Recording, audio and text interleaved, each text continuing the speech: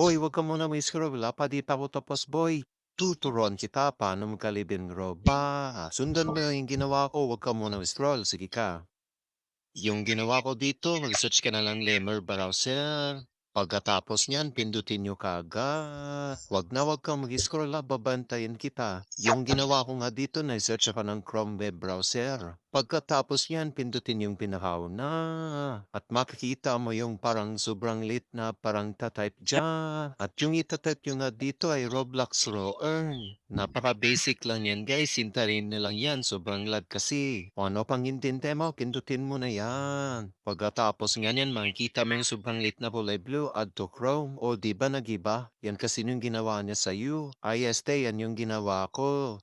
Pagkatapos niyan, lalabas na yung Roblox dyan, mag-login ka na naman. Huwag kang matakot, hindi to scam kahit i-chat GPT mo pa yan, safe daw to.